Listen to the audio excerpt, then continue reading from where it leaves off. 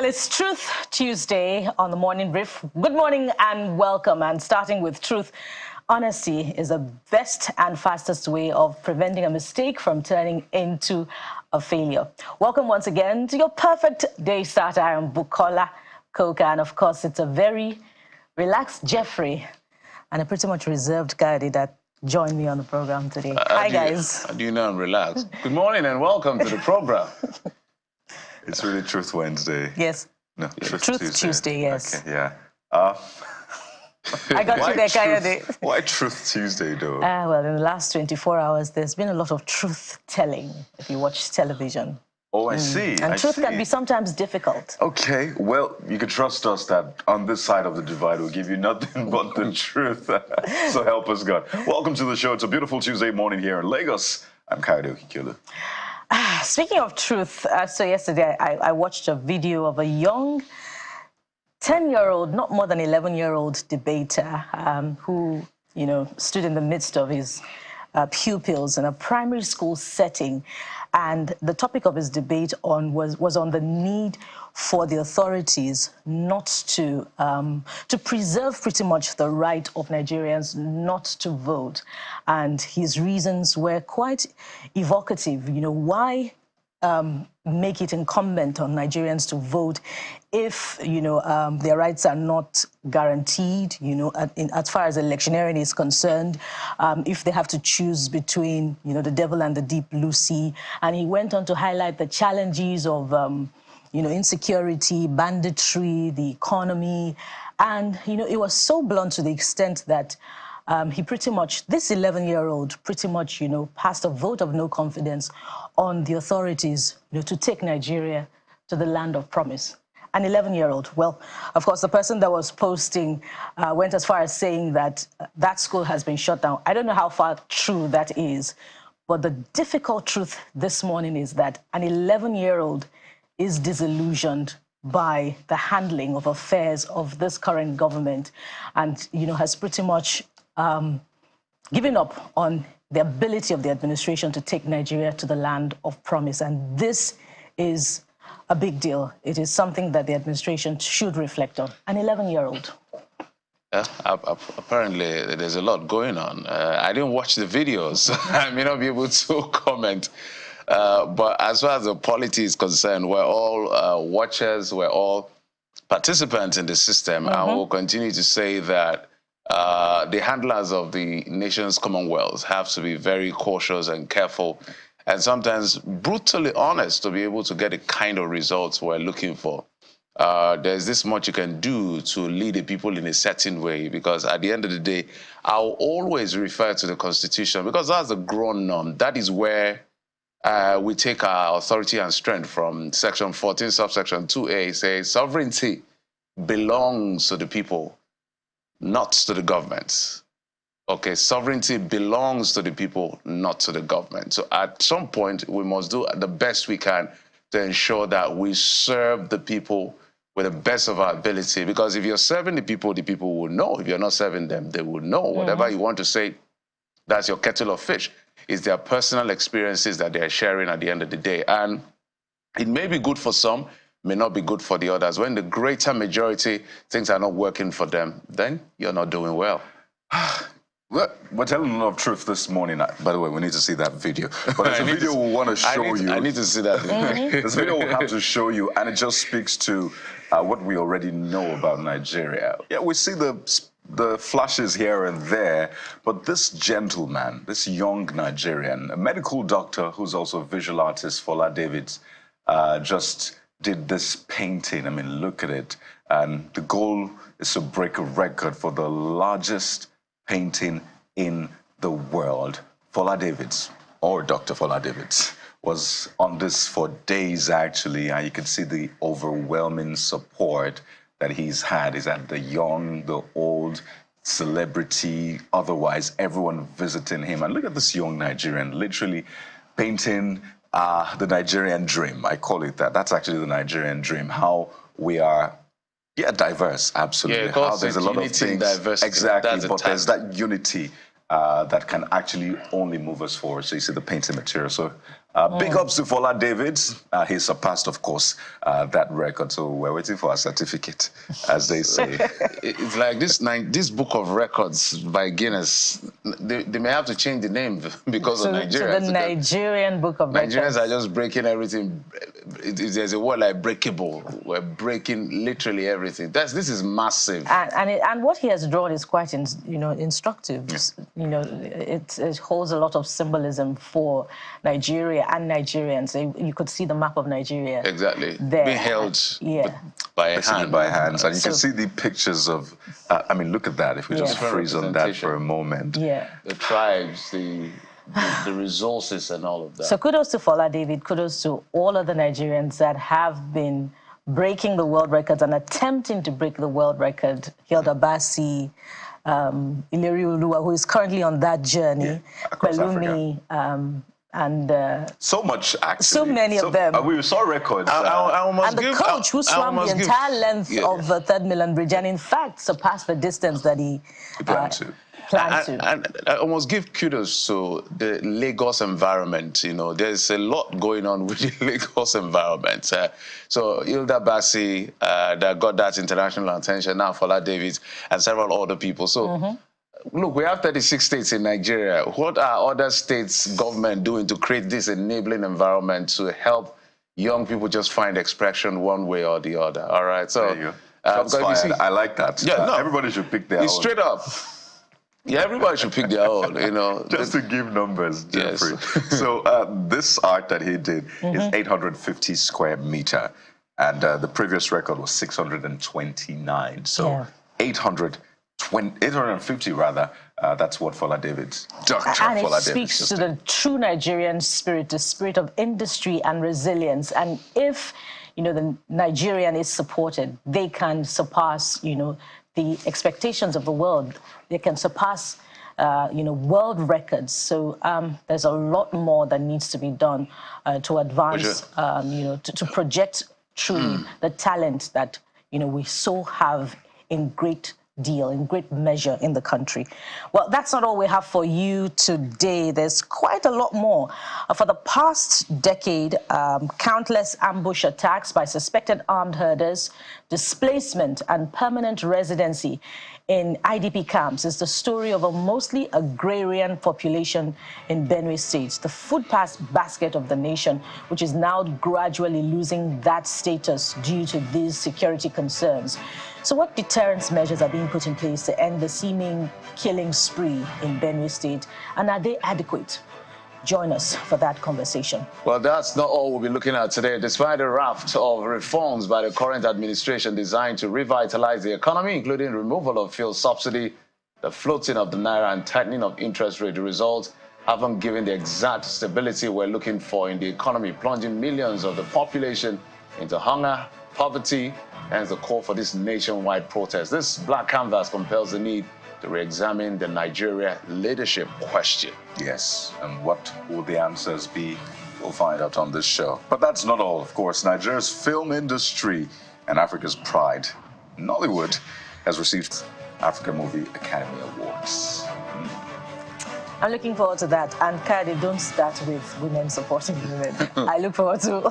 Women should support women. Women should support women. I love to see women support But I look forward to the third segment, regardless of gender. So I just wanted to put that... I don't know. I think you can say anything. What's going on here? Well, it's Truth Tuesday. So speaking of which, start typing your truth already to all our platforms on X, on Facebook and on Instagram. Of course, you can also send in your thoughts, your contributions. No calls, please. Just questions and your contributions to our Hand of Fellowship, our Reach Out channel on the Morning Brief. Yes, the number is showing on your screen. So we're waiting for your videos as well. It's been some time. We're expecting to see those videos. And the program will continue unfolding after this time out with the major stories of the day. So we'll be right back. Stay with us.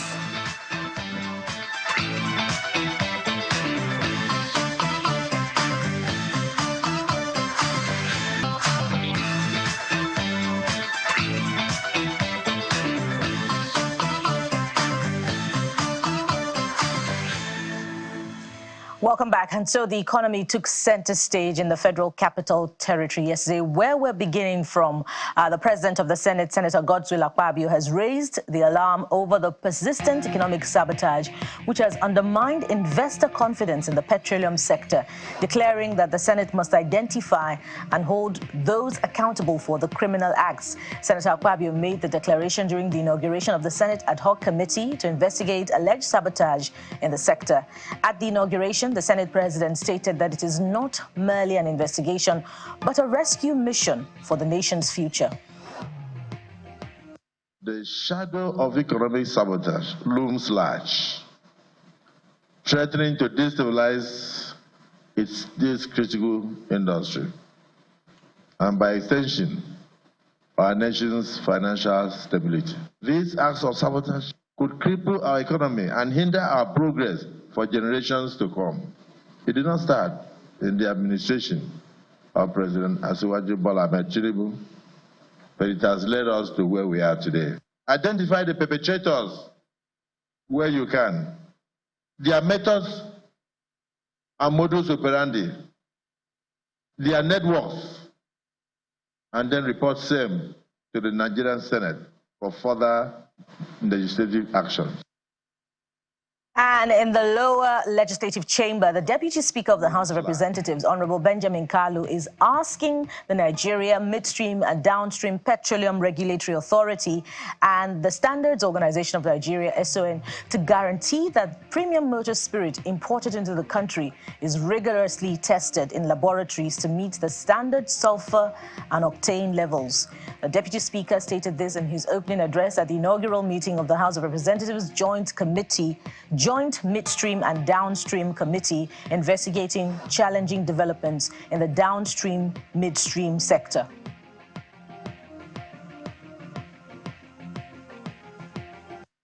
I wanted to shed more light in respect of the presidential request. And in the meantime, the Minister of State for Petroleum Resources, Senator Heineken Lukobere, has held a meeting with leaders from Dangote, NMDPRA, NUPRC, and the NNPCL to resolve issues surrounding the Dangote refinery. The meeting was attended by Mr. Aliko Dangote, Chairman and CEO of the Dangote Group, Mr. Farouk Ahmed, Authority Chief Executive of the Nigerian Midstream and Downstream Petroleum Regulatory Authority, that's the NMDPRA, and Mr. Gbenga Komolafe, Chief Executive Officer of the Nigeria Upstream Petroleum Regulatory Commission, NUPRC, and Mr. Mele Kyari, Group Chief Executive Officer of the Nigeria National Petroleum Corporation Limited, NNPCL. Now, the discussions focused on finding sustainable solutions to the refinery's challenges, with all parties committed to proactive problem solving. During that meeting, the minister also emphasized the importance of cooperation to ensure the oil and gas sector's success for Nigeria's economic growth and energy security. At the end of this first meeting, all the participants described it as a good one, but declined to comment further on the resolutions. Now, away from petroleum matters now, Governor Obasani of Kaduna State has raised concerns over the high rate of out-of-school children, poverty and insecurity in the north, which he blames on long years of neglect by past administrations and leaders of the region. The governor raised the concerns during a meeting with the National Executive Committee of the Arewa Consultative Forum at the Government House in Kaduna. He disclosed that the north is facing an existential threat as a result of insecurity and other socioeconomic challenges, and stresses the need for all leaders from the region to come together to pull it back rather than indulging in blame game. Rural areas stand in great need of attention and transformation, given the growing scourge of multidimensional poverty and violent crimes ravaging the north.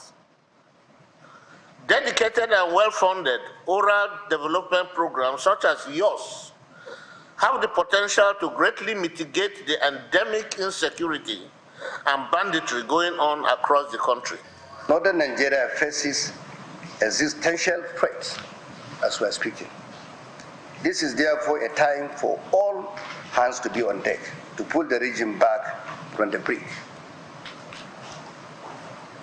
It is a time when our people must close ranks, fashion a Marshall Plan for the North and move decisively to change these negative developmental indices. I can speak because I'm one of the governors, and I know how much support we have received from current government. The narrative that President Tinubu is against the North is false, absurd, and unbecoming. It is the handwork of elements who are experts at political manipulation. More on security concerns. Nobel laureate Professor Wole Soyinka has described the kidnap of the 276 schoolgirls in Borno State in 2014 as one of the defining moments in the nation's history. He was speaking in Abeokuta, the Ogun State capital, during a civic reception organized in his honor, marking his 90th birthday celebration by a committee of friends. He took a swipe at the leadership, the negligence and response of the federal government at the time, saying that the incident was a systemic failure of the nation's humanity. Most of the crimes committed, in the most gory manner in this nation right now are committed by us, the citizens, against ourselves. Whether you're talking about killing for fetishes reasons, we're talking about the crimes of religious fundamentalism. You're talking about banditry, kidnapping, for ransom. In other words, reinstating this horrendous past of our history, which is slavery. I see no difference between slavery by other people and kidnapping, whether adults or children or ourselves. For me, this is enslavement. The only difference is that we now gather all of you together like this under compulsory education, making it easy for a bunch of people to come in. And we know that these crimes are not simply because of poverty, impoverishment. No, some of those behind these crimes are very, very wealthy. Look at those who've been caught and taken to court, tried in court. They live in huge mansions, but they want more. So it's not even a question of, inequality in society, neglect. No. Very often, we are our own worst enemies. And I felt it was about time that our own society is confronted by a true image of itself. It had been building up for years, while I was doing other things. But luckily, I was able to save some time and say, let me show us just what we have become and stop deceiving ourselves that the enemy is outside. The real enemy very often is within. Away from security concerns now, while it appears some groups are preparing for the planned nationwide protest against bad governance, other groups are beginning to pull out of the event. The planned protest, which has gone viral on social media, has generated some conversation in the government circles, with some appealing to citizens to give the incumbent government more time to allow its policies come to fruition. However, speaking in separate news conferences in Abuja, members of the Northern Nigeria Youth Forum and the Miyetti Allah Kautal Hore Social-Cultural Association dissociated themselves from the planned protest. Meanwhile, the Nigeria Labour Congress (NLC) is asking President Bola Tinubu to invite the leadership of the planned protest movement for discussions on their grievances. A statement signed by the NLC president, Mr. Joe Ajaero, notes that Nigerians have reasons to be angry, especially with the country's economic situation. According to him, all that the citizens are demanding from the government is a listening ear and an empathetic heart to their plight. The statement highlights rising inflation, unemployment, increase in electricity tariff, and the general spike in the cost of living as the reasons people are angry. The statement concludes with an appeal to the government to tread the path of dialogue rather than the path of pride. To politics now, the back and forth between the Martin Amewule-led River State House of Assembly and Governor Simlayi Fubara keeps popping up, which appears to have no end in sight. The latest is the issue of the continued stay in office of the caretaker committee chairman, with the assembly members denouncing them and asking the police to arrest them for impersonation. This happened at plenary on Monday, during which the governor was accused of inciting anarchy by refusing to obey the Supreme Court judgment. And outside our shores, U.S. Vice President Kamala Harris makes her first public appearance since President Joe Biden left the 2024 race on Sunday. She praises Biden, saying she is deeply grateful for his service to our nation. More leading Democrats are backing Harris as the party's new presidential nominee, as her campaign sees a surge in donations. And former Speaker of the House, Nancy Pelosi, says her support for Harris is official, personal, and political. Biden had faced weeks of increasing calls to step aside, but he'll stay on as president for the rest of the term. But Donald Trump has echoed other Republicans, saying if he can't run for office, he can't run our country. Trump's running mate, J.D. Vance, also makes his first solo appearance on the campaign trail with a speech in Ohio. And back home, with 3 days to the 2024 Paris Olympics, the Minister of Sports Development, Senator John Owaneno, is assuring athletes representing the country that the federal government will always celebrate the achievements of the nation's sporting heroes. He was speaking in Abuja at the signing ceremony of a memorandum of understanding for the Dream Team project, dedicated to celebrating the success of the Atlanta '96 Olympic gold-winning football team. Senator Eno highlighted the importance of recognizing Nigeria's greatest glory in world football.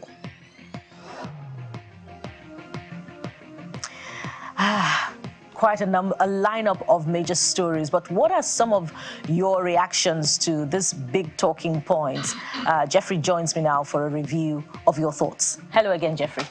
Good morning, Bukola. So we'll get through some of the talking points, as you've said, as far as this the polity is concerned. And one of the places we need to start from is a substandard imported fuel damaging vehicles in Nigeria, as claimed by Aliko Dangote.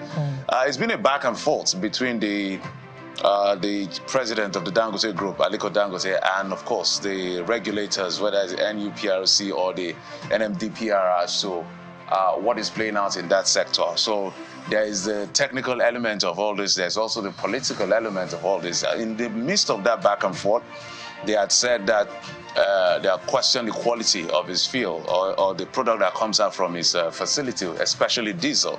And he said, no, that is not exactly true. So there's something called parts per million, which measures the quantity of sulfur within the product. And he said his is at 32. The lesser, the better. And some of that else is over 2,000, some is over 1,000 and all of that. And then the flash point is where that has to do with lower temperature of evaporation and all of that. So there's been that back and forth. The baseline is 60, his is about 90, and some of those are less than 60. So he's saying, look, if you want a contest, bring your product from wherever you're bringing it from. I bring mine. Do you even have a lab to test? So this is the basis of that argument. I needed to contextualize so that those who are not familiar with this the story will understand can have a background where this is coming from. So let's hear your thought. Play by Truth says this is a travesty. Substandard imported fuel is ticking time bomb for our vehicles. Dangote is right to speak out. And this next thought is from Kelly Bonito, who says, this is common knowledge. There's no car owner that doesn't know this, but what can be done? Absolutely nothing. So at the end of the day, Dangote is saying the ones that you, the NNPCL and the rest of them are importing are the substandard ones. That's how vehicles don't last. Mine is better. That's the whole talk here. But you know, there's also some politics involved in this, and the disagreement between them dates back to, you know, this back and forth on the availability of crude for the refinery to work, to, you know, the disagreement on pricing, where the marketers were demanding but for this particular that Dangote reduces the price. So there are quite a lot of issues, and they must separate the politics, you know, from the issues concerned. Those are the things that led to this particular revelation. Absolutely. Okay. Talk to Tosin 09, say we know the problems. What is the solution? Maybe we need to stop speaking English. I like that part. Well, we can communicate the concerns in any language, actually. The important thing is for the problems to be solved. Well, this next one is from Ajibola Adewale, who says, this fight among Dangote, NNPCL, and independent marketers is not ending soon. They should let Dangote refinery work now. At least he has created employment for thousands of people. Also, to some extent, will reduce the price of PMS. Who will deliver us from this country? Dolly Weezy says, this is mind-blowing. He knows about all this and still invested heavily in the product. Some of the counter-attack from NNPC and others will be Basbos. If you don't know what Basbos is, that means you're not in Nigeria. Okay, let's move on from there. Yeah. Court rejects push to bar Fubara, that's the governor of Rivers State, from spending public funds. So the Martin Ameole group had said you can't spend public funds from the consolidated revenue. And they passed a resolution. The Okojumbo group said you can spend the fund, and they ended up in court. The court said, governor continues spending. So let's hear your reaction. Comrade _Lucky1. 1 year is gone already. The back and forth continues. Indeed, how time flies, and we're still in the middle of this conflict. This one is from Bank Anthony Awaye. I don't want to mispronounce your name. The judiciary is now running Rivers State affairs indirectly. The court is now the final decision makers in the state. What kind of mess is Governor Fubara facing, for God's sake? Well, all parties have been choosing which court order to obey. So the judiciary is not necessarily running. Agatha Nath says, these people should know that nobody can fight a sitting governor and win. Well, we don't know about that. God's Own says even if the court bars him from spending public funds, he can choose to obey or disobey. This is Nigeria. Well, let's move on to other one that coming on from the Senator Godswill Akpabio. He's been on Twitter, on X recently. First, some of the statements he made to Natasha Akpoti, and then this one. And then this one. He says sabotage threatening to destabilize the petroleum sector.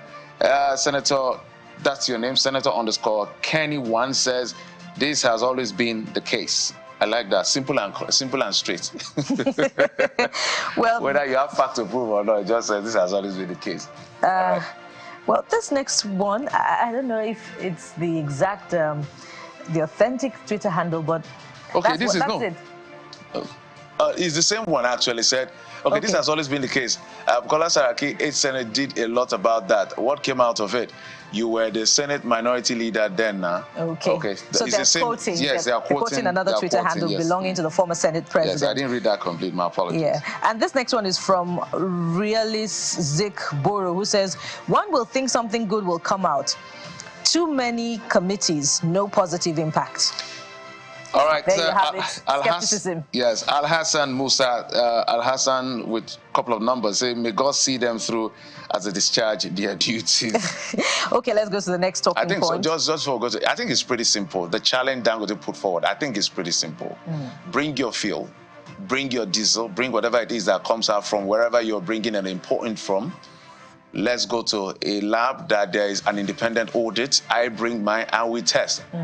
That's why I said when it comes to the politics, it's simple things look complicated. I don't think it's that difficult. I hope and I believe that that's the basis of the call by the Deputy Speaker of the House of Representatives for the petrol imported to be tested for the octane levels. And if the revelations are damning, it goes to show that some people have not been doing their work prior to this time. And you know, we had that dirty fuel challenge sometime in 2022.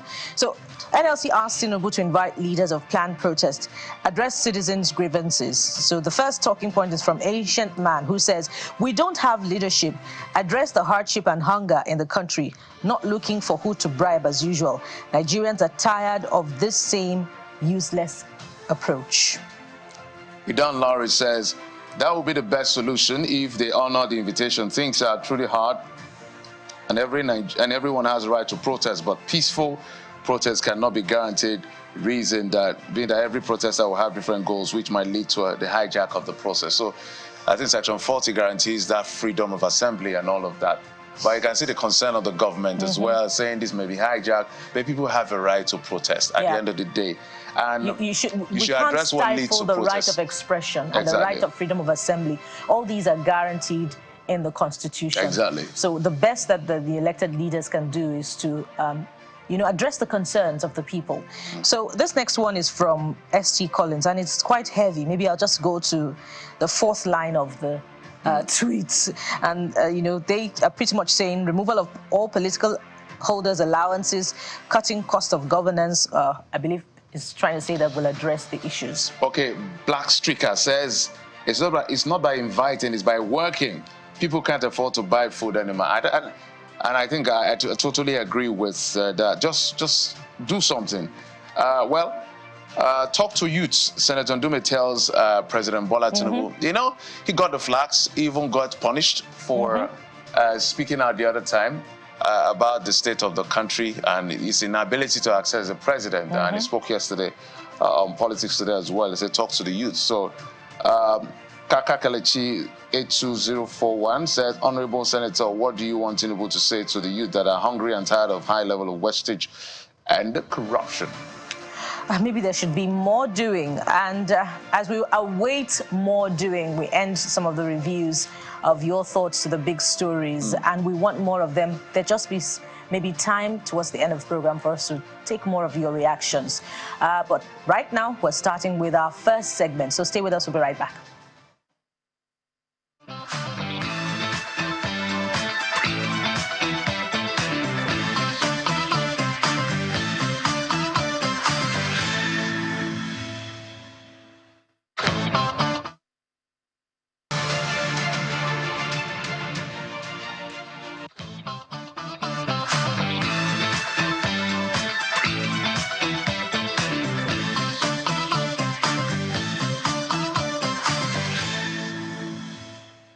So what you see when you go to the markets is expensive food items, tomato, yam, and the list goes on and on. Those are, well, the things you see. But have you ever thought, what is responsible for this? What is responsible for the high prices? Aside subsidy removal and the rest, there are deeper issues that are also responsible for the high cost of food items. One, farmers aren't going to the farms in some areas that are known for farming and food production. One of those major areas in Nigeria is Benue State. It's actually called the food basket of the nation. There's a major yam market. It's said to be the biggest around, the Zakibiam yam market. It's not what it used to be. And that's as a result of a deeper issue, which ties to insecurity. And this onslaught, as it has been described, has been on in Benue State, rather, for quite some time. So this morning, we're not just looking at the symptoms. We're going deeper and finding out what exactly is wrong. And hopefully, we can find solutions to this. So when you go to the market to buy yam, at least you get it for a cheaper price. This morning, we have joining us on the program as we take a look at the situation in Benue State, the program's manager of Amnesty International, Barbara Magaji. And right next to her is Andese Veshima, who's a pioneer DG, Benue State Bureau for International Cooperation and Development. Both join us virtually on the program. Good morning. Welcome to the Morning Brief. Good morning. Well, I was looking at figures, and it's quite disheartening what is playing out in Benue State. Between January 2023 and February 2024, over 2,600 persons, mostly children and women, were murdered in over 50 communities. Now, that is February, just space of 4 or so months ago. We don't know what that figure is right now. So I'm going to begin with you, Madam Barbara Magaji, because AI has been given updates on the situation in Benue State. So give us the update first regarding the attacks and the killings. We had some just a few days ago. So bring us at least the latest update in terms of the attacks, and then we'll get into the reasons why we're seeing these attacks and then the solutions. Thank you so much. So the work that Amnesty did, we documented the attacks from last year, sometime around November, up till the first quarter of this year. And what we did was to document the different attacks that take place in different local governments. And what we noticed was that there were different reasons, and our focus was to basically understand the nature of the situation of internal displaced persons in Benue State. And that's how we got these figures. And like you said, it's just within the first quarter of the year. I mean, 2,600 people in over 135 attacks. Most of those people were women and children. And as you know, when conflicts happen, the victims and those who suffer most are women and children, because in our society, they are not sometimes armed to protect themselves. So, and you find them a lot in those displacement camps. Across different local governments. We had about 18 local governments that had that. I am aware, and in the course of our work, after we released our findings, Benue state government had told us some movements are taking place where IDPs are being resettled into their communities. However, as at the time we documented, we had this 18 local governments with these attacks. And then we had 21 official camps as at that time. Some of them, of course, organized, some not organized, with different issues that are taking place. So, for instance, you have, like you mentioned, issues of food insecurity, a concern. In one of the camps we went to, what we saw were women would go to marketplaces where grains, I would call it wasted grains, quote and unquote, wasted grains. For instance, beans, they would pack it from the floor, sort out the dirt out of it, and then use the beans to feed themselves in the camps. I mean, for us, that's a real economic and social cultural rights violation. These are people that are already violated by their rights, first to stay comfortably in their communities, but they're unable to. And then when they come to the camps, they don't even have a means of livelihood.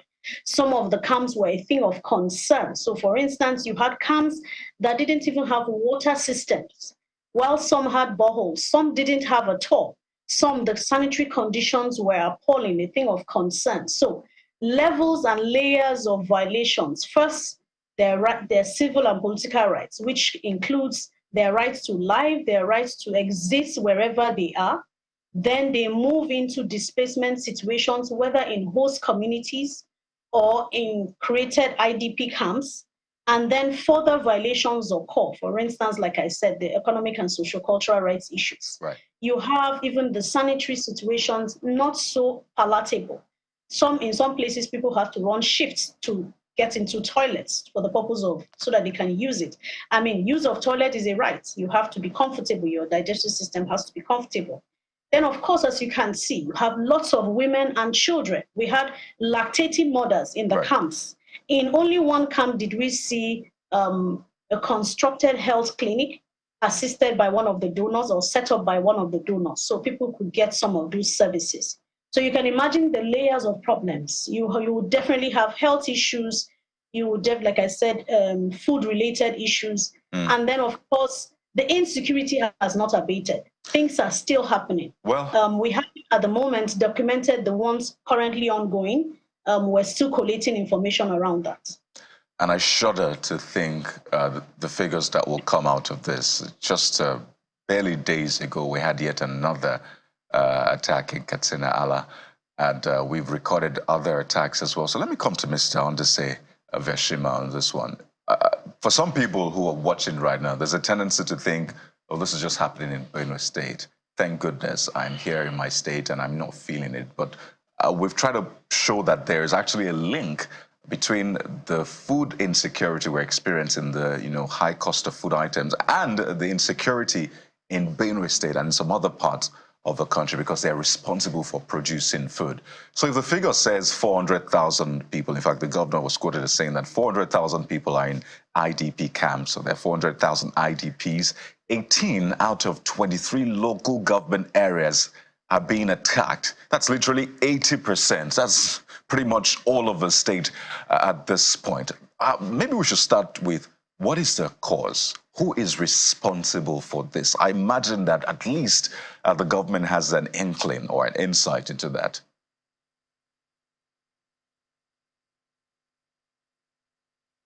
Well, I think, thank you so much for the opportunity. The question as to who is responsible for the attacks might be a question that would also mean that we're underestimating what the issues are, because it's not a question of who particularly is responsible for the attacks. the conflict in Benue State has experienced over the last decade has been multifaceted.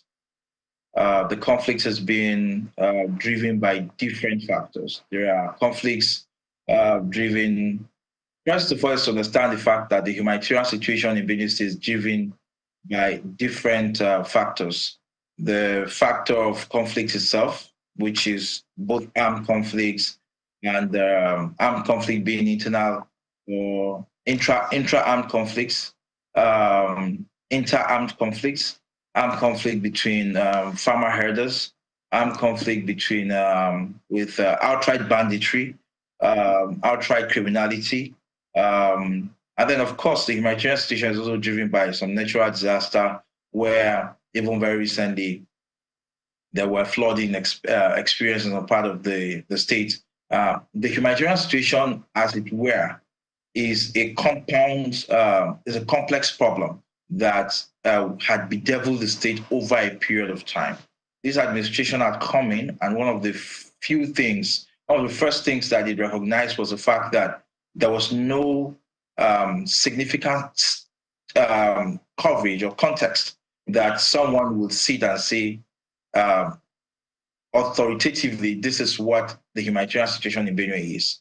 So right now, this government earlier in the year had launched, working with a partner, Save the Children, had launched the humanitarian, that is a Benue State multi-sectoral needs assessment. That assessment is ongoing right now, and that assessment is supposed to enable us understand the remote and near causes of what the conflicts have been and what our humanitarian situation in the state is. Now, once that report is out, we'll be publishing it, and I'm very sure that everyone will have a look at that. But looking at it, the overview of the whole conversation is that we have conflicts that are driven by intracommunal conflicts. We have intercommunal conflicts. We have outright banditry, which I like to refer to as terrorism. People just coming into communities with no certain justification, attacking and maiming people, molesting women and girls, and forcing them to be displaced in their communities for various reasons. But in the end, we also understand the scarce environmental needs, the impact of climate change that we see that's also causing or driving the conflict between farmers and herders. And that's also a serious one that had bedeviled the state for quite a long time. But if you notice, since the beginning of this administration, there has been a huge reduction in that sort of conflict. But we experienced a lot of banditry across the state in some quarters. Basically. So we can't sit and say, okay, this is who is responsible for the conflict, that is who is responsible. The security authorities might have the information, but right now, as sitting here, what I can tell you what are the factors that have led to some of these conflicts. All right, Mr. Ijeoma, the issue of this crisis on the Benue is not new. In the 23 local government areas, whether in the Tiv area of 14 or in the Doma-Igede area of 9 local government areas. So it's almost not tenable to say we don't know the cause. Because if a conflict has lasted this long, I don't think knowing the cause or the drivers is a problem. I think the issue is the will. Don't you agree that the will to do the right thing is actually the problem? If something has lasted for as long as 10 years, if you do your diagnostics, it's difficult to say, I'm still trying to find out what it is. Okay, I agree with you totally that at this point, we should be able to have those. But those are information that probably I need to have scientific proof, and that's what the Benue State Multi-Sectoral Needs Assessment will pull out. But I tell you what, in terms of what administratively we're doing, I can assure you that this government, since its inception, has applied both kinetic and non-kinetic means of resolving this, which is the reason why we, as this government, have developed a durable solutions framework. Now, the durable solutions framework is aimed at addressing most of the predisposing factors that would lead to most of these conflicts, hence bringing about developments in most of these communities that we see. One of the key things we recognized was the issue of security agents not responding very swiftly to the crimes or to these banditry attacks. The governor has swung into action. He has procured operational vehicles for the security for the Nigerian police in the state, which was distributed very recently, about 23 of them or so. And that had been distributed across the various local governments. That's number one. The governor recognizes that if he distributes vehicles, there's a need for roads to be constructed. And that's why the governor has embarked. During his time tour, the governor launched one of the biggest road construction projects across the state.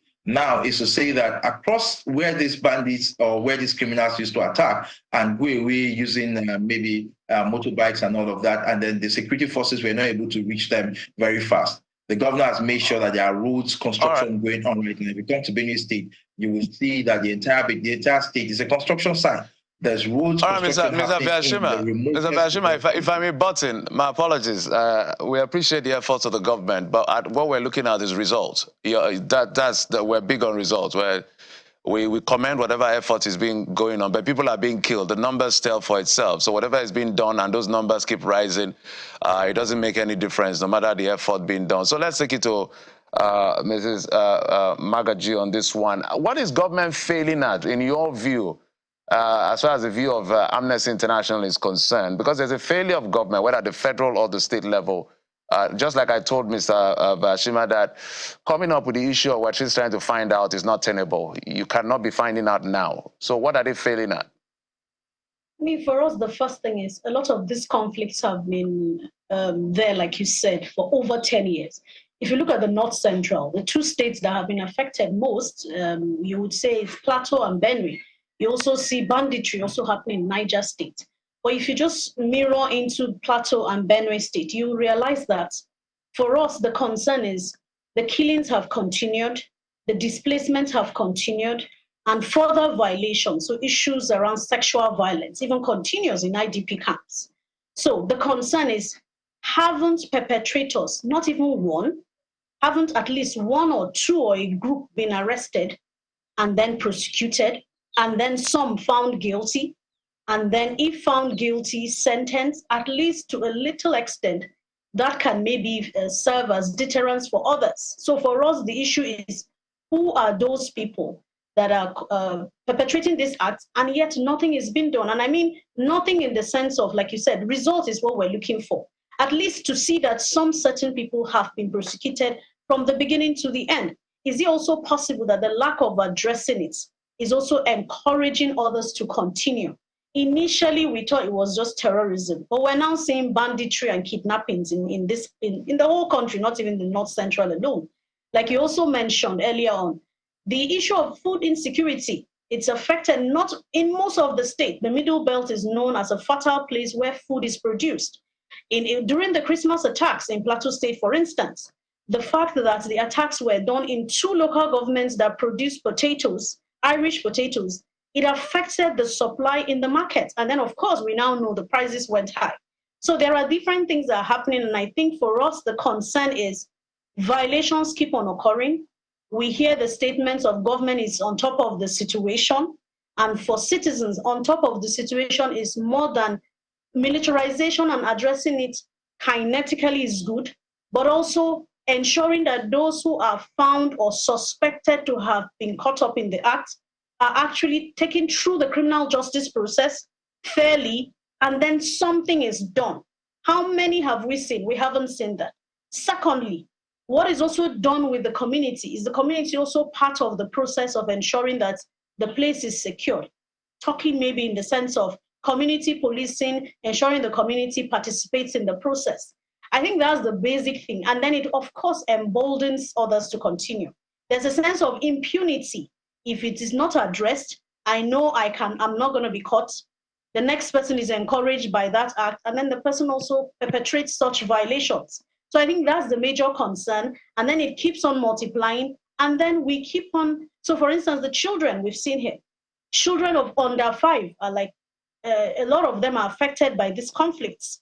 And you have under 5s who will grow up in communities that are known mostly with conflicts. All they know is sounds of guns, attacks, you're running, you're not properly educated, and you're a child that is supposed to enjoy rights given by your country. So there are lots of issues if this is not addressed. I think there is need for collective approach by all arms of government. So whether you are part of this executive with the security, but also ensuring that the judicial process takes place for those who are found guilty. It's a stark reality that you paint there, Mrs. Magaji. I'm going to bring a similar question to you, Mr. Vashima. And, you said earlier on that it is beyond farmers and herders clashes. And that's the first thing that comes to your mind when you think about the security concerns in Benue. But you have also identified criminality, banditry. So within the context of that challenge, as far as Benue security is concerned, what is the end game? And how do you tie this with the view expressed by the people that this is all about land displacement? And similarly, about government's inability to tackle this. The Commissioner for Information has been quoted as saying that the bandits are not being fair to the government, that there were negotiations ahead of the elections, that if the current governor won the election, then their amnesty will be guaranteed, and that has not been done. And as a result, everyone that holds an event that seems to be loyal to the governor, that place will be attacked. So within the context of that, do you also sense a seeming helplessness on the part of government to provide deterrence measures to tackle this? Well, thank you. The thing is, when you discuss security, I like from my friend earlier, when we discuss security and you talk about the results, and you want results, and you want results. It's fantastic that we want results. Security, insecurity conversations are systemic. It's a systemic conversation, and you need to put measures in place that strengthen that particular system for us to get the results we're looking for. Now, recall also, and this is while not trying to trade blames, that the insecurity in Benue had protracted over a period, and the audacity of operation had been built over the period. The modus operandi of both the non-state actors has evolved over time, and the coming of the administration is beginning to learn to study the different modalities to addressing this. And there's the absolute political will. Number one, in terms of political will, number one, the governor, beyond having the special advisor on security, the governor has a special advisor on security and internal security and external security. Just this week, the governor has also established the Bureau of Homeland Security. Now, these agencies are all built to support both the kinetic and non-kinetic modalities that the government intends to use in addressing these insecurities. Now, the first thing is when you look at the issue around former headers, the issue around former headers is driven by whether we want to say it in the scientific way to say is that is a climate change is an outcome of the climate change problem we experience in this country, where the herders are looking for where to give their cattle water, and the farmers want their farmlands to be secured, and then people meet and clash. We used to have we've always had farmers and herders have disputes, and there were ways to resolving it. What this government has done is provide transparency in how we resolve those conflicts. Before now, the anti-grazing the anti-grazing and the ranching policy that the state government had put in place was not honestly being implemented according to some of the people who were driving the conflict. But since this government came into power, what we've ensured we did was we made sure if you ranch, if you graze openly, it's a violation of the law that is in place. So your cattle are picked, and we have a team who looks at what was picked. If the government took 10 cows, if the government seized 10 cows from you, by the time you pay your fine or you go through the judicial process and your fine, or whatever punitive measures are given onto you, you pay, and the same 10 cows are returned back to you. What we used to experience at some point in the life of Benue State was that 10 cows will be taken away from you, and when the cows are being returned, maybe you return 7 or you return 5. I'm just giving an example. And that was an issue in itself. And that was where we began to see reprisals happening. And that's why in the areas of farmer herders, we won't say that those conflicts are not happening, but the amount, it has reduced to the barest minimum. What we've experienced in Benue State most recently has been these incidences of banditry and outright criminality. Now, in that wise, you remember that for banditry and outright criminality, there is a gain beyond an ideal that people are pursuing. And that gain there is a gain driven by a reward that has already been established. It's just the same way the menace of armed robbery ravages our country, and every day we keep getting people being arrested for armed robbery. We are not saying that the government's efforts in all of this, one, is systemic. And as a system, we're building a system where in the end, we will be able to holistically address this. Livelihoods are being returned, I can assure you. The IDPs, as at now, with the IOM DTM biometrics that is going on in the IDP camp, we're barely exceeding 200,000 inhabitants of the camps. That is because most of the people in these IDP camps have found their ways back to their ancestral homes, where they have returned to farming.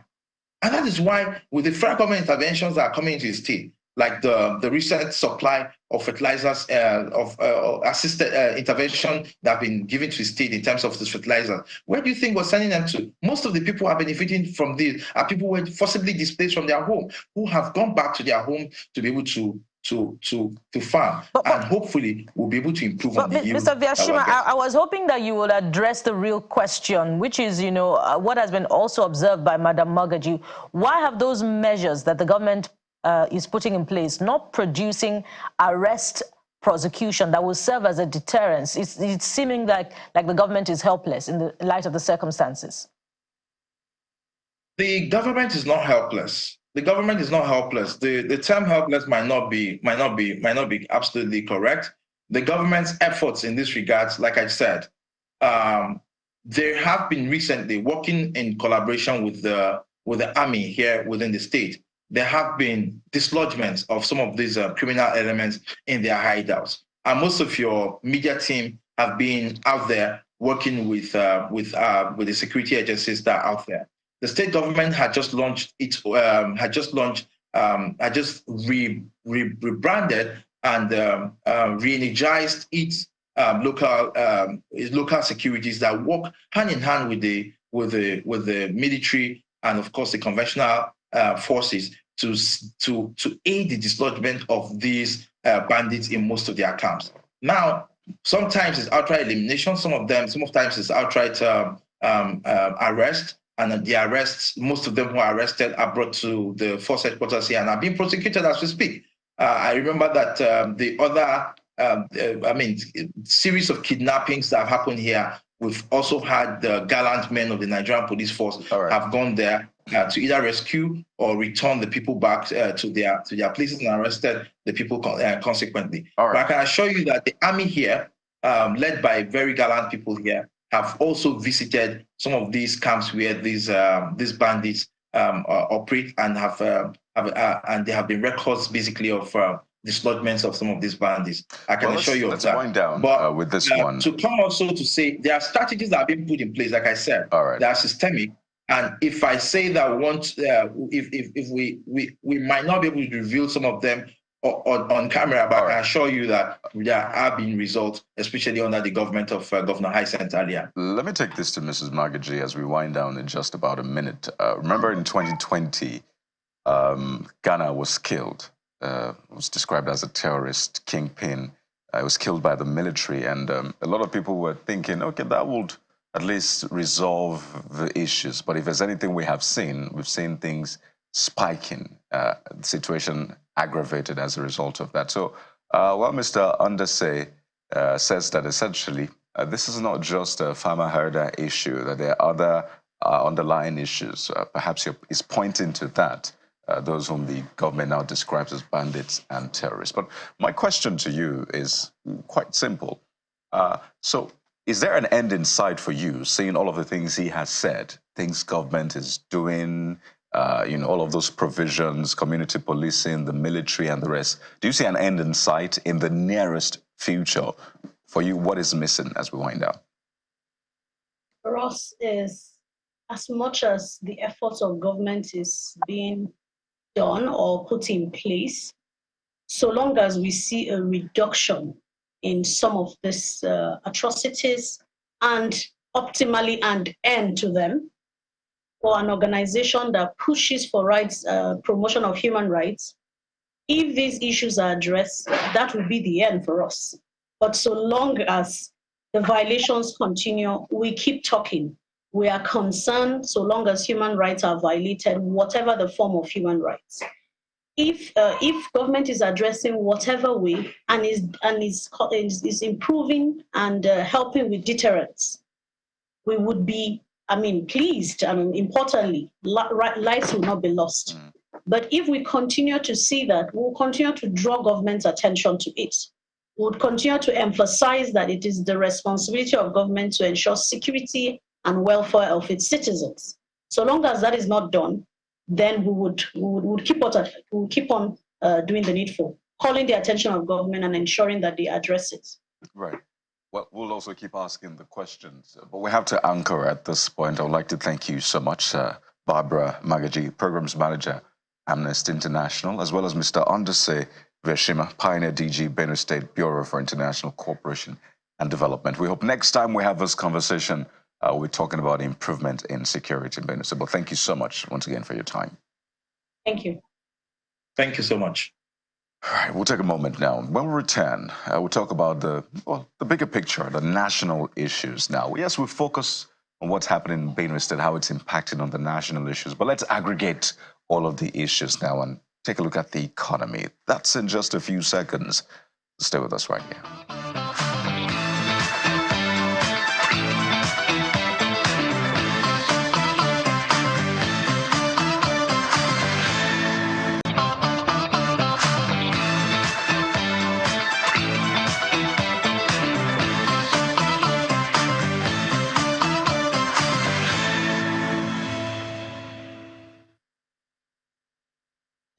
Welcome back. It's now time for us to talk about the state of the polity. And you see, a lot has been going on. And of course, this growing concern whether there will be a nationwide protest from August, about some weeks within the month of August, given the level of hunger and the difficulty people are feeling and facing in their daily lives and activities. So we want to look at all of that as far as the issue of leadership and followership is concerned in our polity. And we've been joined in the program by Dr. Taiwo Ojo. He's a strategic leadership consultant, member International Leadership Association, and the CEO of Kish Global Consultant. Thank you, sir, for coming on the program. Thank you for having me. I'd like you to characterize what is playing out in Nigeria on two ends. From the leadership end, looking at it from top down, and then from the followership end, looking at it from bottom up. Once again, thank you for having me, and thanks for all you do at channels. Nigeria is a peculiar situation now. It's a peculiar issue, and the challenges that we're facing is not only in Nigeria, it's global. I just came back, and there's something I've been seeing across different cultures that I've been going to, and it's a tough time. High inflationary pressure, low purchasing power, anger across board, especially among all our young people, and because they're losing trust in leadership. They're losing trust in leadership. But bring it back home. I know it's a tough time for everyone, elites, masses. Everybody is feeling the punch now. But I as a policy shaper, I don't dwell on politics or emotions or. The only thing I just want to bring to the table is just for us to give the government time. I know it's tough. People don't want to listen to that because I know people have the right to protest. It's a democracy, so everyone is free. If you go to America, you see so many things happening there. But it's a tough time, but we need to encourage ourselves as a people, as a nation. wherever we are, it's tough everywhere. And one thing that is lacking in the room is the virtue of love, whether from the followership, whether from the leadership, whether even in the midst of all those challenges, are we our brother's keeper? No. And Nigeria problem has been in existence for a very long time. I remember when we were in primary schools in the 80s, it's the same issue, you know, IMF issue, etc., etc. It's the same issue, and it's the same human being that are in the midst of this issue. So I just want us to look at the behavioral change, because what we are doing now is we are focusing on the outcome. That's what we're focusing on. We're not focusing on the process. We are not focusing on who we are, our own identity as a people. Because a typical Nigeria is living with these vices of hate and anger. I understand the challenges are enormous, but we need to just calm down and try to face the truth, because our focus mostly is on the government. Good, no problem, because they are our leaders, they are our political leaders. But from the family angle too, that's where the problem is. What are we doing from the home front? Because everyone that comes from the home front is the value system that you demonstrate when you go outside. And all those people in leadership position, in the political office, they come from somewhere. So do we go back to the roots and try to fix the problem? So I know it's a generic issue, it's a tough time for everyone, but we need to look inward and see how we can salvage the situation that we have at our hand, especially in Nigeria. So the argument is always the fact that some of the things that the government does in terms of moral hazard that comes to them, which is what I want you to speak to. Is it that Nigerians were too hopeful, or this is what played out in 2023 that is affecting us, and now convoluted by the fact that government is saying, be patient, we're working, and then we're seeing expenditure that looks ludicrous in the eyes of the public? Is leadership by example. I don't want to pass a blame game on the government alone, leaving the masses or the followership to. All of us are in it. What is lacking in the room is empathy. Whether it's Obasanjo, whether it's Yaradua, whether it's Jonathan, whether it's Buhari, whether it's Tinubu now. And Nigerians have this fixation on magic and miracle because we are religious people. We might not be godly, but we are religious. And any society that is religious, development you might not really see development. If you go to the Middle East, they are very godly. They practice Islam, but they're very godly. If you go to the Western world, most are Christian, they are very godly. They don't dwell on religion. But in sub-Saharan Africa, we focus more on religion. And when you focus more on religion, most of those virtues will be thrown out of the bus. So what's the difference being religious and being godly? Just to be clear. Being religious is just a rituals. You just go to church, mosque, or your deity and just do the normal thing that you do, which we call laws. But being godly is for you to walk under grace, to have those virtues that comes from within you. You can't manufacture it. It comes through a process and it's character formation. And it takes me back to the behavioral change that I talked about before. How are we behaving in our individual inner circles that nobody sees? Because you leave a family to come to the world. You know, I travel a lot and I see so many Nigerians, so many Africans. It's the same problem everywhere. Well, I'm just wondering why the virtues of godliness are scarce in the reflection of, the values of leadership, which is the reason for this question. And I noted that you said that perhaps we should present more time to the government. But I'm wondering how much more time. If we now narrow the issues down to the social contract between the leaders and the led, which is, commitment to provision of lives, security of life and property, and of course, a conducive environment for, the people to thrive and express their dreams and pursuits. Go to food. As far back as the administration of former President Muhammadu Buhari, the WFP had projected that a good number of Nigerians, millions actually, would be food insecure by 2024. And that was enough time for the administration to prepare, even though it was handing over to a new one. But here we are today, the price of food commodities are rising. And we have another report by the UN that 82 million Nigerians will be food insecure by the end of this year. So how much of this, caught the leadership unprepared? And how much time should we still give leadership? The greatest problem we have, because I've been following our democratic experiment since 1999, the greatest problem we have is the preparation. We speak a lot of grammars and stories, conferences, but the greatest problem we have is the doing. This food crisis, we saw it coming. During the government of former president, the insecurity issue, I was looking at the Benue insecurity issues. Insecurity is tied to economy.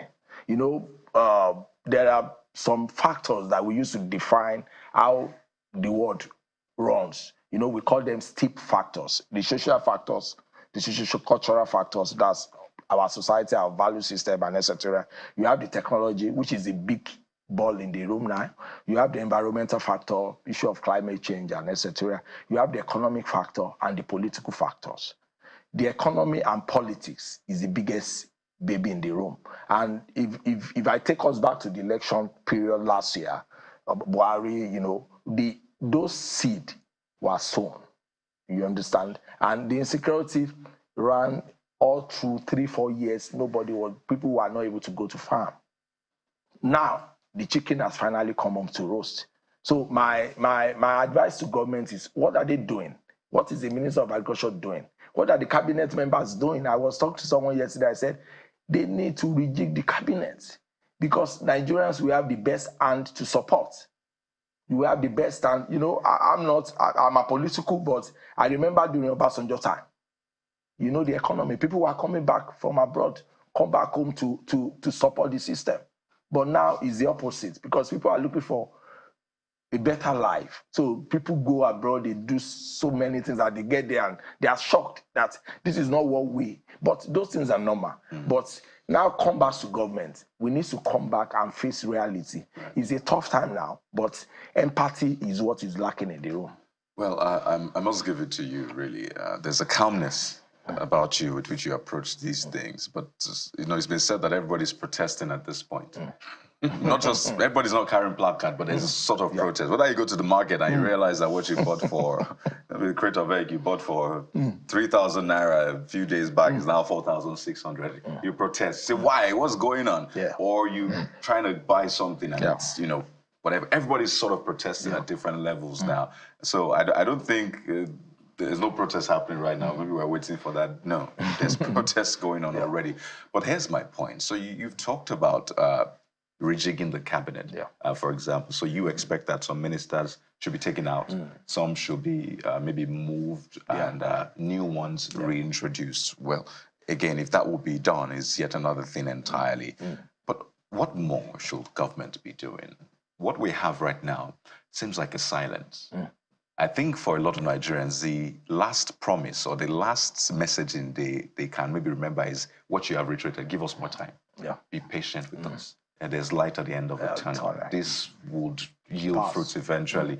But that is something they're used to. They can almost predict. So what more should government be doing in terms of engagement and actually action? The House of Reps, for example, said they've cut their salary 50%. That was met with skepticism from Nigerians. Rather than applaud them, a lot of people were angry. So obviously they're not getting this formula right. So present us a formula that they should follow through in terms of engagement and action.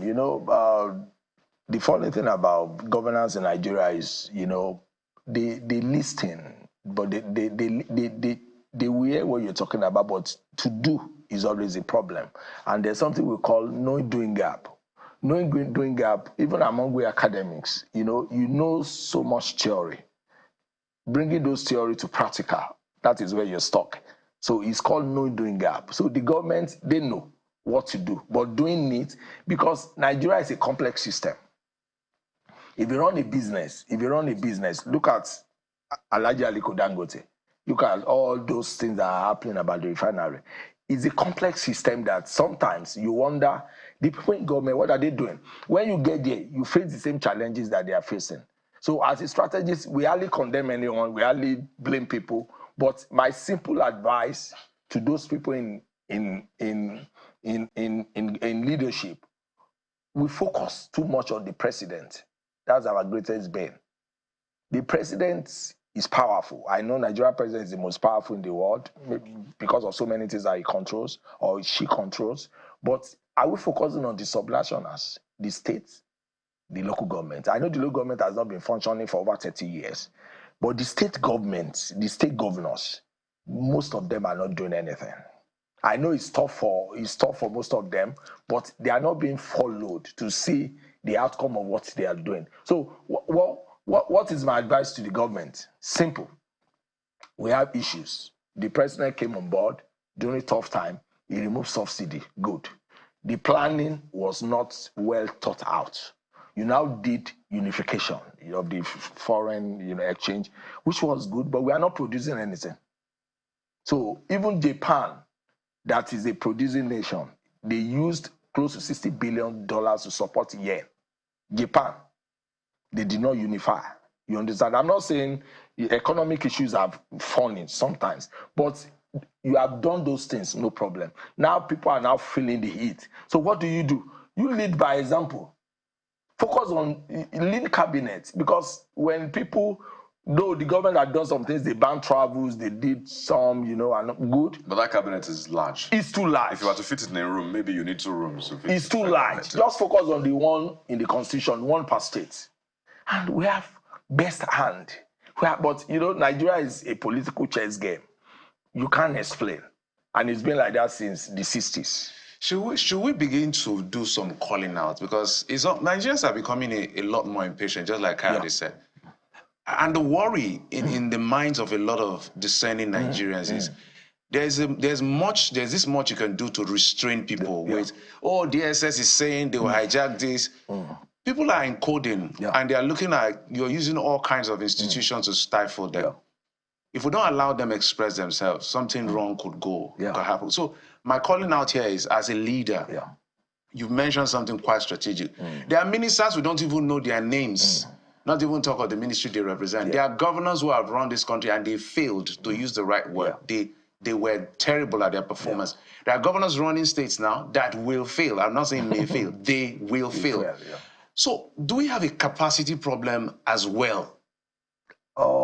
Nigeria as a country do not have a capacity problem. Now I'm talking about the people in power. The people in power. No, I'm just talking about political leadership. The problem is the system and the structure of the government that they run. Now, let me bring it up. You have 45, is it 45 or 46 ministers? 48, it's supposed to be between 46 to 48. Yes, I know. Most of them are political, they just to take care of them. But hopefully they'll be 1 year. Drop like 80% of them. 80% of them, if you want to do well. There are so many brilliant minds in Nigeria that can help you. Because our problem, is so peculiar. It's not only Nigeria. Anyway, it's tough everywhere. Look at Kenya, look at South Africa. But their cabinets, the government there, the cabinet is lean. So sometimes when people are complaining, Nigerians, they've been going through a lot for years, but they are not seeing their political leaders. I call them political leaders. I'm not calling them leaders. Mark my word. I'm not calling them leaders, because everyone is a leader from your own, from your family system. You are a father, you are a mother, you are a brother, your sister, you are a leader. None of us were elected. But none of us have the opportunity to be in that position of authority. What we use Nigeria's revenue for. So I think that's why you're trying to. Yes. So that's why I call them political leaders, and they are voted for, whether through credible means or the other side. But most important thing is we need to focus more on them. And secondly, my advice to government: don't stop protests. People have the right to protest, especially when you have over 80% of your population young people. Young people are very agile, technology-wise, and they don't really have patience because they want to see results. They are not like our generation that have this patience to hold on, to manage, their own is instant gratification. They want to see changes so that when you go abroad, you see them, they're everywhere. When there's any issue, they come out to protest. Everyone, they have the right to protest, but you need to be strategic about how you come about those protests so that people don't hijack the protest. Because the situation now is very tense. Hunger is the biggest bane, which is tied to economy. And speaking of, responses to these issues in order to prevent a protest, Jeffrey was talking about whether it is a challenge of capacity that we have. There were calls for, the invocation of that 1970 Price Control Act in order to regulate the price of commodities. And in fact, a senior advocate of Nigeria had secured a court order to compel that government, intervenes in the reduction of prices. And, we didn't see that happen. The president committed not to doing so. But we've also seen that the administration by itself has said we are going to give a 180-day window for import-free tariff-free importation. So my question is, if government can by itself, suspend its own laws, to allow for a 180-day tariff-free importation, why can't it intervene in the regulation of price in order to show capacity and, the willingness, the political will, to intervene in that space? That'll be 150 day. Yeah, 150 day. Yeah, very, very brilliant question, Bukola. When you operate in a survival mode, so many levels of the Maslow level of needs. So let me bring us back to the two lowest level of survival and security. That is where most people from our culture, sub-Saharan Africa, Asia, Confucian Asia, operate from. And that tied to, let me compare us to Indians and Chinese, because I don't want to compare us to the Western world. Let me compare us to Indians and Chinese. As you know, they come to the Western world to study. I did my PhD in the US. They come to the Western world to study. They finish their study. They go back home to support their people. We call some people ABC, American-born Chinese. They go to Hong Kong to support their country. They go back home. The same India. India do not cut ties. And we are both clannish based. In my last new book, Ubuntu Leadership, we are all the same. We have the same value system. We have the same clannish, the societal support, family support system. So what is wrong with we African? We go abroad. We don't come back to help our country. That is the problem. We're looking for comfort. Abroad is not built within a day, and it's a credit system. So you can't move from point A to 10 in a day. You could take it 20 years. So what am I saying? Can we behave like the Chinese and the Indian? There are challenges in India. It's worse than Nigeria. But the media, their own media, they try to cover so many things. Well, they don't have food challenges, at least. In fact, they said that in India, there's too much food. So much food that they're obese. That's a population, because they found a way to look at their food production challenge and fix it. In fact, in terms of health as well, health tourism, a lot of Nigerians have to travel there. Guess what? Majority of the drugs we even get into Nigeria are produced in India. So yes, they may have their challenges, but they've been able to look at those challenges and say, we are going to fix this in spite of, I mean, their population should be a burden, but they've transformed that into a blessing. We can go on, but there's a saying in my language, if you keep comparing children, you might be tempted to beat yours to death. But you've talked about how we should have empathy across board. Some will say the burden is more on the leaders, because naturally they have more responsibility, they have more powers, they have, basically a longer end of the stick to hold on to. But I want you to speak to Nigerians, young Nigerians.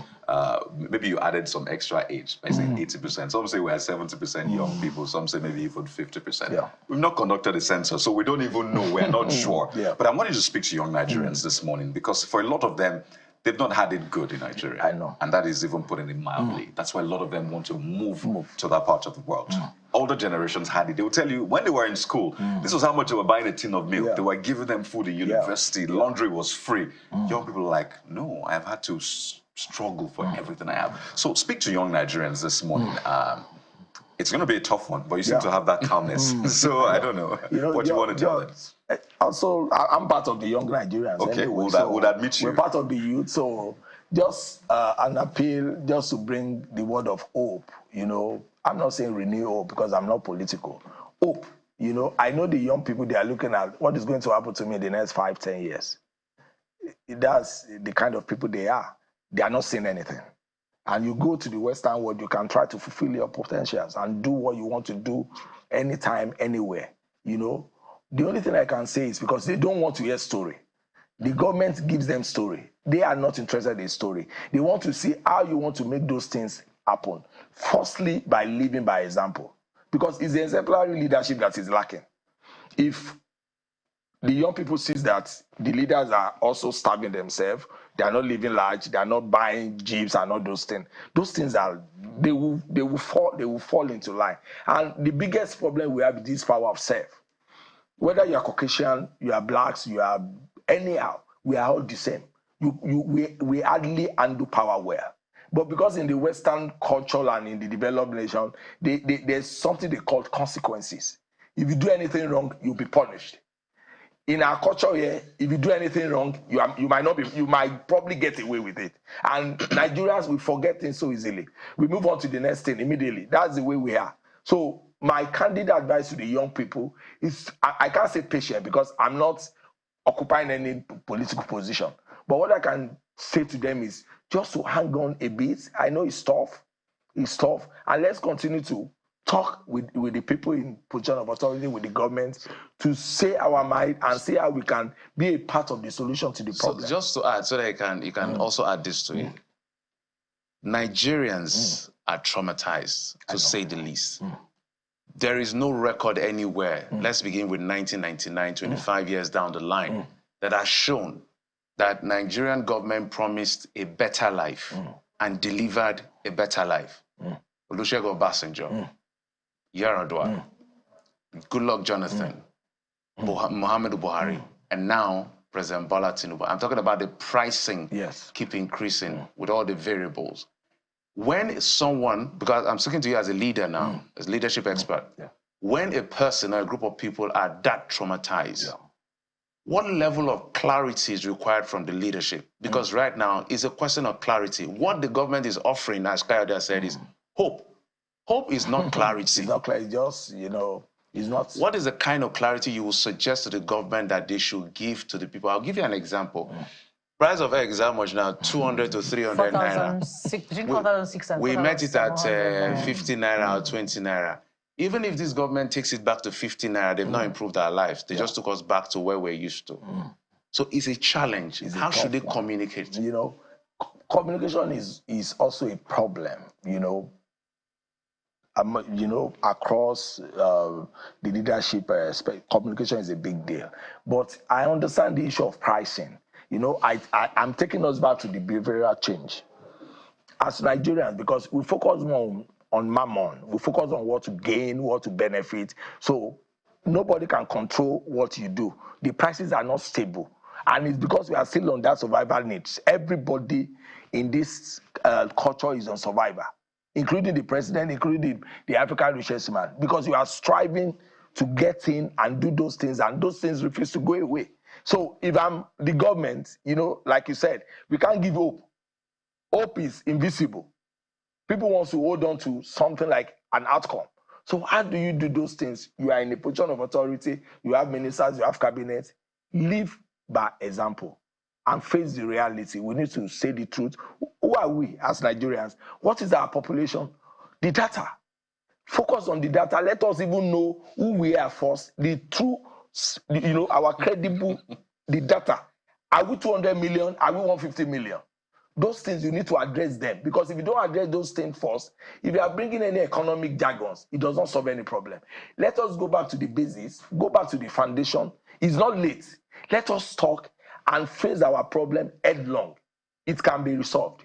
But the problem is leadership by example with love. Not only across leadership, even among we followers. Love is the engine room for any development. How do we douse ethnicity and tribalism? It's tough because, among those countries that British colonized, it's only Nigeria that is running an executive form of government. They all do parliamentary. Whether South Africa, whether India, whether Pakistan, people that are all like us, Brazil, Turkey, etc. Can we look at the form of our government? Because we are different people. Can we go back to the region? It might not be region. Okay. We can discuss and see where we can get those advantages to solve, because the problem won't go away. Right. Is a recurring issue, and it keeps coming back to anyone that is in position of authority. They will face that challenge. Dr. Taiwo Ojo, thank you so much. We must appreciate it. We're totally out of time. Strategic Leadership Consultant, member International Leadership Association, and CEO Kish Global Consultants. Thank you for having me. Thank you so much. Thank you so much for coming on the program. All right, we will take a quick break. When we come back, we get to meet our next guest. You like this one. Join us again.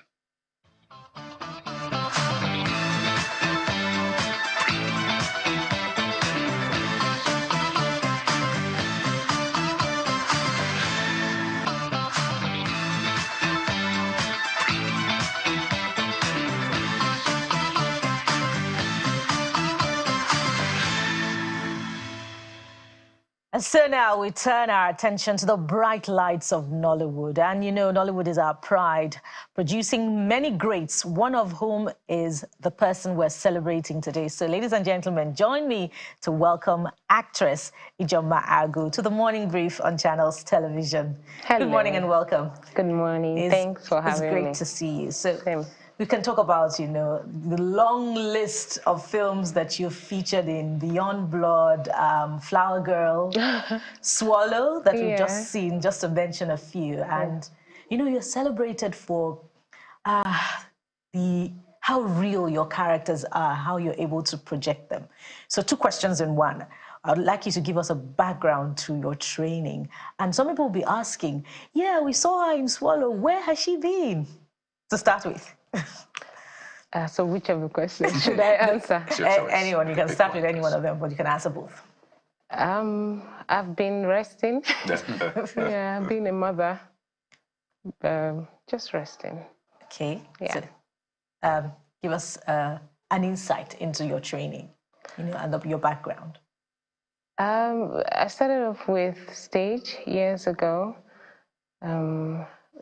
Did a couple of Shakespearean plays, and then trained with the Jason Vision Renegade Theatre, Terra Culture at the time. Trained also at the Royal Arts Academy, and then a couple of workshops over the years has helped hone what I do, basically. Brilliant. So there's this thing I have, or there's this thing I do.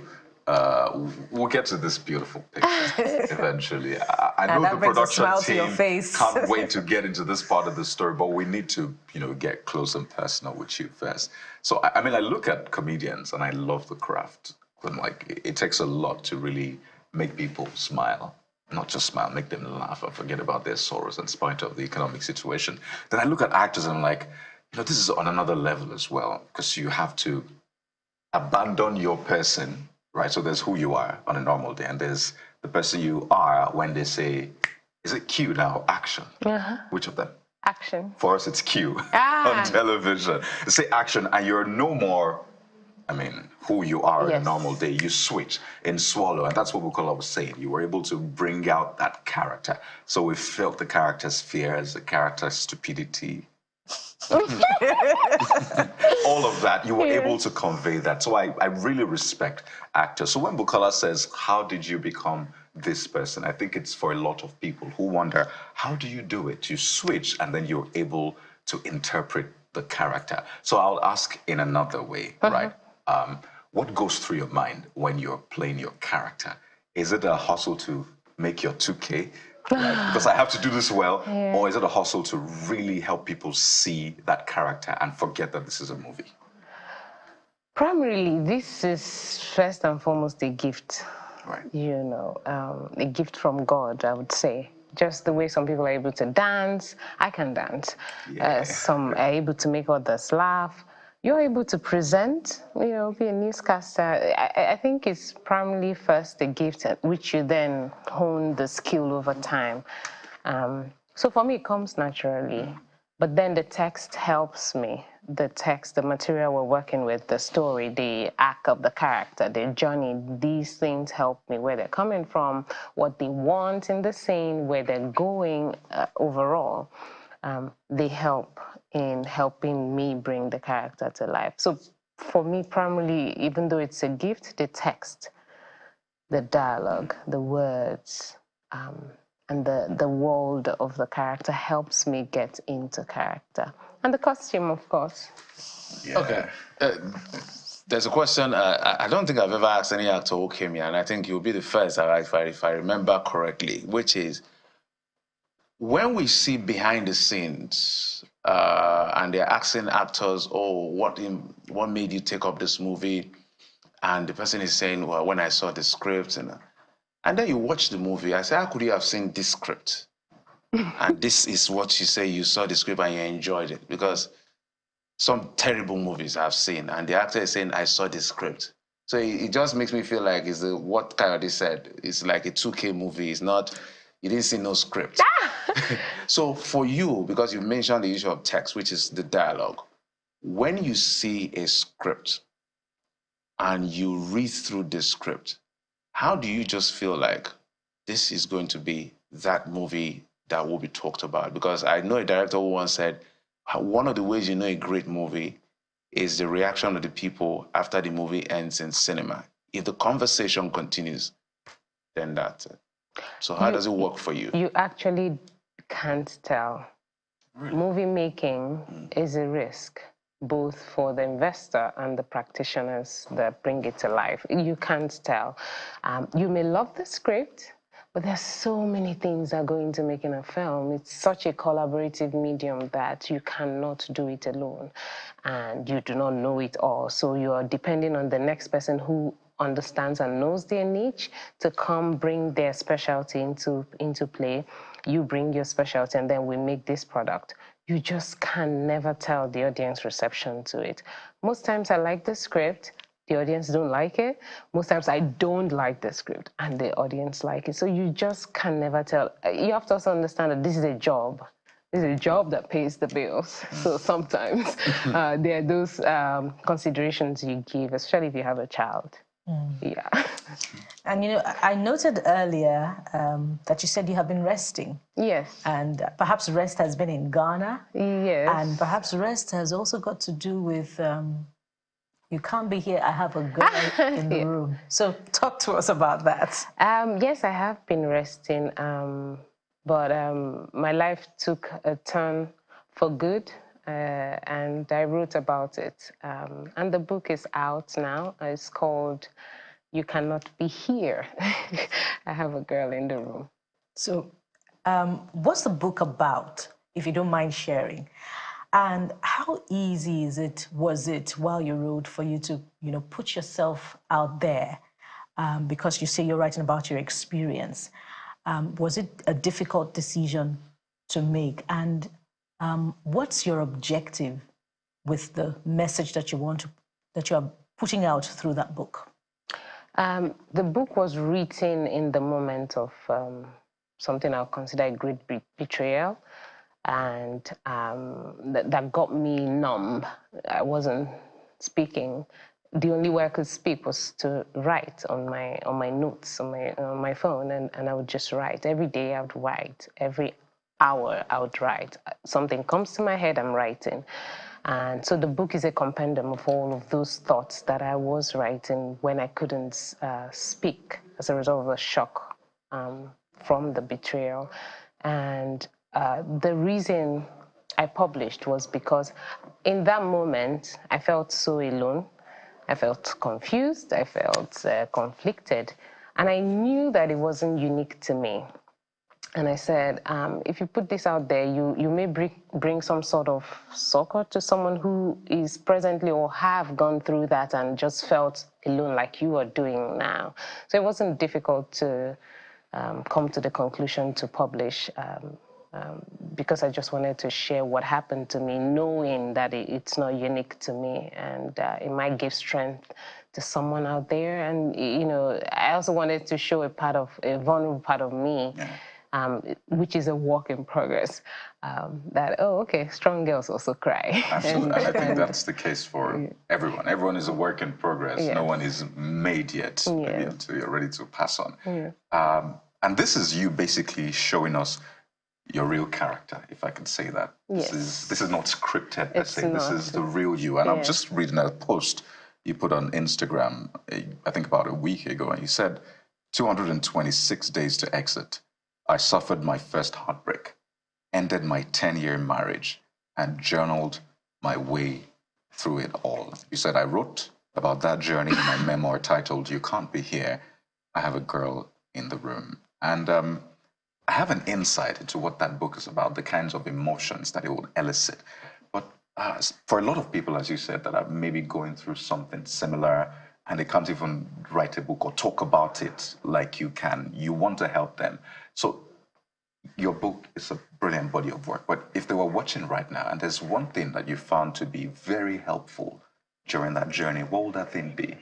It would be my mind. The power in how you change your thinking, how you persevere through the worst situation and just speak to your mind to look at it in a certain way. I think the power of the mind is such it was so pivotal for me in shaping how I reacted and how I was able to come out of the pain of it all. So for me, sharing this, it was a journey. Every entry was a journal entry, and it's not written in chapters. And you can see the journey. You can see the moments of conflict. You can see when she takes her power back. You can see when she rises, like the phoenix. And so I'm just saying to everyone, because we all go through pain in different ways, listen, just channel your mind. Speak to your mind, speak to your inner person, who you are, your values, your fundamentals, and hold on to that, and you can come out on the other side. But does pain, does it leave you better or worse? Again, the power of the mind. You can choose if pain would leave you bitter, resentful, or if pain, you can take that pain and make something out of it. I took my pain and I made it into a book. Is this a story you want to take beyond? Sorry, is this a story you want to take beyond the pages of the book? Oh, it is. It is an audio book coming out very soon. It's also going to be a play and a movie. Oh, interesting. Yeah. So there's enterprise inside it. Oh, yeah. Somewhere. So for someone who may be in your shoes and is also journaling, is writing, emptying yourself, is it therapeutic? It was so therapeutic. Recording, my daughter and I narrated the audiobook. It was so cathartic, and I would recommend, if you can get there, just pour out, empty. Don't keep it in. It could become carcinogenic if you keep it in. Just share. When you share, you just never know who is going through the same, who has gone through the same, and can help you out of it with just some words of encouragement, or this is the path I took. Just don't keep it in. So what are the projects? Ijeoma is out from the, don't you call it, now, arrest or break? Yeah. Whatever name you give it. And now there's a book. Yeah. There's a copy here, as a matter of fact, and we've shown you on the screen as well. The future, the next set of projects, or is this the next set of projects? Yes, it is.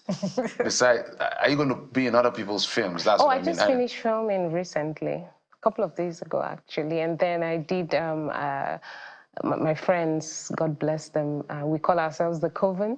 They organized like a reading session with friends, well-wishers, called In Conversation with the author, and that was really, really, really wholesome.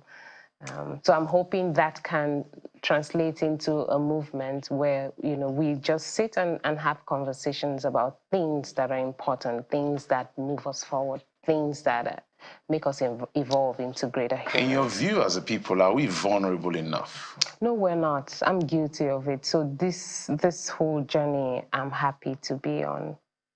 It's helped me be vulnerable, be more open, and you say good day. You get better, actually. I'm still at the point where you said you call yourselves the Coven. Yes, we call ourselves the Coven. Wow. We're wicked witches. What a thing. And I think it just speaks to how women also try to empower themselves. Empower each other. Listen, they just took over, and all I had to do was dress up and show up, and we're sitting on mats. I gave you guys a video. You should play it. Did you have really good. And, oh, yes, we had calabash, we had wine, we had all of that. And we're making concussions. Correct. Emotional concussions. Well, it's quite interesting because you are quite versatile, not just with your art, with your writing, also with your location. So You are eating from Nigerian jollof and eating Ghanaian jollof, and this is part where we just make things lighter. So I'm, of course, tempted to ask you, which is your favorite? This is a point where you choose a side now, because the whole world is listening. Because you stay in Ghana, right? So is it Ghana jollof for you or Nigerian jollof for you? I'm gonna make my people angry, but my daughter proud of me. She likes Ghana jollof, and so I'm gonna stand right by my child. Oh my goodness. Yes. What have you done? We lost a citizen, right? We lost a citizen. I hope this is not going to extend to football. We lost a citizen. That's my beautiful daughter. How old is she, by the way? She'll be 10 in August. Wow. She's a dancer, a composer, a musician. She's an actress. She's just a bundle of talent. Voice of our artist now. Oh yes, oh yes, oh yes. She voiced the narration. So, on the... what would you like young girls to avoid? What are the things you look at your daughter and you're like, I hope you don't make these mistakes I made? Because that's what parents do. You're like, yes. And sometimes you want to force it on them, like, no, don't do this. Not this child of mine. Right? She has what her are those own things mind. you would want to maybe pour your heart out to and say, you know what, these are the mistakes I made, and I do not want you to make those mistakes? I think, first of all, and not just young girls, I think as parents, we should try to imbibe the culture of autonomy and self-awareness early on. So you get to ask your kids questions about what they think about something. It might be something as inconsequential as, what do you think about this glass? How do you see it? Do you like it? Would you want to have it? What food do you want? You know, give them that power of choice. So when we at the pivotal stage, their foundational stage, teach them to have the ability to make their own choice based off of knowing who they are, what they want, then when peer pressure comes, because it's going to come, they are able to say no because they are able to make their own choice and not pressured into what obtains. And then that dovetails into adulthood. And if it becomes something they're used to, they carry it on into adulthood. Yeah. Autonomy. We should learn to teach our children autonomy. That's something that we've learned from this today, amongst so many other things. There's so many questions that we still have for you. For instance, I was going to ask if there are possibilities of you exploring the Ghanaian film industry. One word, yes or no? Yes, I have been. I am an actor. I've been in Dutch films. I've been in Hollywood films. I am an actor. And are you in the market? What market? Are you now? I like that. What market? Oh yeah. Yeah, I like I said, I have actually been filming. Yeah. So you've not had time for the market? What market? The mingling market. What's in the market? Yes. No, please, no. But you're going to be in the market pretty soon. No. Let me heal. Yeah. All right. Stop taking. Arrange your merchandise. We're totally out of time. The potentials I've noted that you've said that you're healing and they'll be back. They can bring the money, but then go away. Yeah. Buy the book, send money for the film, and then go away. Ijeoma, thank you so much for being on the program. We appreciate your authenticity, your vulnerability, and your amazing lessons. And your daughter too. Yes. Oh, her name is Brienne Oriahi. She would love that I mention her name. Yeah. She's a Leo, so she likes to be in the spotlight. Thank you for having me. Yeah, thank you so much. And that's it on the show today. We're just getting started. We promise you another bumper package. Same time tomorrow. I am Bukola Koka. Have a good morning. I'm Jeff Rozongo. And cut. But this is by no means the end of the action. Sunrise Daily is next, right here on Channels Television. I'm Coyote Kikili. Goodbye.